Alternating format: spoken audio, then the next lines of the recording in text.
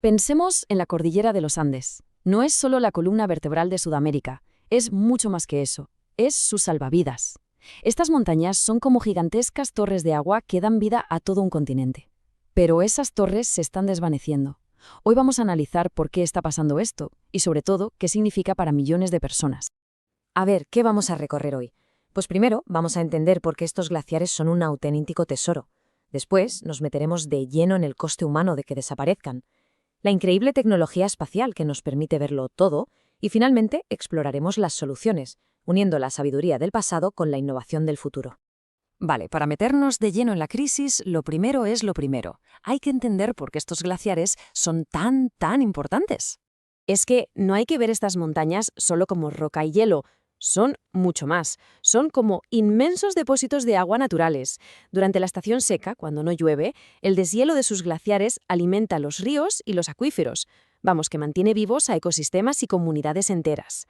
Y aquí viene un dato que es clave. Ojo, no estamos hablando de glaciares cualquiera. Es que más del 95% de los glaciares tropicales del mundo están aquí. Esto convierte a los Andes en una especie de laboratorio natural y también en la señal de alarma del cambio climático global. Lo que les ocurra a ellos nos avisa de lo que vendrá después. Bien, ya hemos visto el panorama general, pero ahora vamos a bajar a tierra, a ver cómo todo esto afecta directamente a la gente. Esta imagen habla por sí sola, ¿verdad? Millones de personas en ciudades como La Paz o Quito viven literalmente a la sombra de estos gigantes de hielo. Su día a día, desde el agua que beben hasta la energía que consumen, está totalmente conectado a la salud de esos glaciares. Y si nos vamos a los números, la cosa se pone seria. Fijaos, en un año normal el agua de deshielo de los glaciares supone el 61% del suministro en La Paz. Pero ¿y si viene una sequía? Pues la cifra se dispara al 85%. En Huaraz, Perú, es todavía más extremo. Del 67% se pasa al 91%.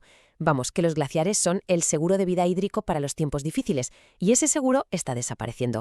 Claro, llegados a este punto, la pregunta es, ¿y cómo sabemos con tanta certeza lo que está pasando a una escala tan masiva? Pues la respuesta, como tantas otras veces, está en la tecnología y en nuestra capacidad para observar la Tierra desde el espacio. Es una pregunta muy lógica, ¿no? A ver, ¿cómo se mide la altura del hielo en una cadena montañosa tan enorme y remota? La verdad es que parece una tarea imposible. Sin embargo, la ciencia ha encontrado una forma increíblemente precisa de hacerlo. La clave tiene nombre, ICESat-2. Y ojo, que no es una cámara normal, es un altímetro láser de una precisión que es de locos. Es como nuestra regla de medir en el cielo, que nos da la prueba irrefutable del cambio. Y cómo funciona es una pasada. El instrumento Atlas lanza miles de pulsos láser cada segundo. Estos viajan a la Tierra, rebotan en la superficie del glaciar y vuelven al satélite. Al medir el tiempo exacto de ese viaje de ida y vuelta, se puede calcular la altura del hielo con una precisión increíble. Estamos hablando de detectar cambios de tan solo 4 milímetros al año. Pues con esta tecnología en mano, ahora sí que podemos hacer un viaje visual por todos los Andes para ver las pruebas de este retroceso. Mirad esto.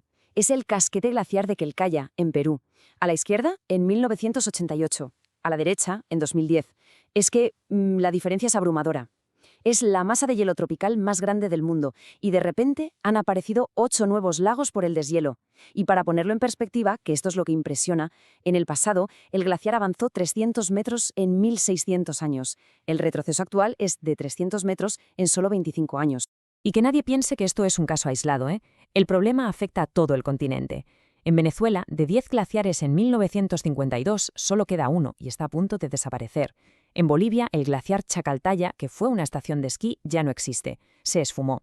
En Colombia, el deshielo en volcanes activos aumenta el riesgo de lahares, que son unos flujos de lodo mortales. Y en Ecuador, los glaciares que abastecen a Quito han perdido más de la mitad de su superficie. Y la consecuencia final de todos estos datos es esta imagen. Un paisaje donde antes había hielo y agua almacenada, ahora queda tierra agrietada. La seguridad hídrica de millones de personas está en juego. Ahora, para entender del todo la crisis, tenemos que hablar de un concepto científico clave. Uno que puede sonar un poco contradictorio al principio, el pico hídrico. ¿El pico hídrico qué es exactamente? Pues es básicamente el punto de no retorno. Es el momento de máximo caudal de un glaciar que se derrite justo antes de que el suministro empiece a bajar para siempre. Y aquí viene lo curioso. Al principio del deshielo pasa algo que nos puede engañar. Aguas abajo, el caudal de los ríos aumenta, hay más agua disponible. Y claro, esto puede crear una falsa y peligrosa sensación de abundancia. Pero una vez que el glaciar ha perdido demasiada masa y se supera ese pico hídrico, el suministro de agua entra en una caída constante e irreversible. Ya no hay suficiente hielo. Y lo más preocupante es que la mayoría de las cuencas andinas, según los estudios, ya han pasado este punto o están muy cerca de hacerlo. Frente a este panorama, la pregunta del millón es: ¿y ahora qué? ¿Qué se puede hacer? Pues la respuesta podría estar tanto en el pasado como en el futuro, en una mezcla de conocimiento ancestral e innovación moderna. Y esto es un ejemplo brillante. En Perú están restaurando antiguos sistemas de canales y terrazas incas. Una ingeniería increíble diseñada para capturar el agua de lluvia y filtrarla lentamente, recargando los manantiales y asegurando el agua durante la estación seca. Es literalmente una solución del pasado para un problema muy presente.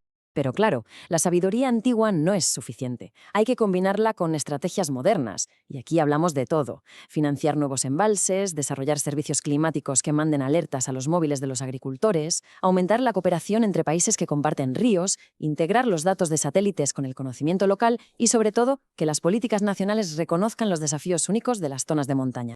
Porque al final lo que está en juego es esto: la supervivencia de ecosistemas únicos en el mundo y el bienestar de las comunidades que han llamado a estas montañas su hogar durante siglos.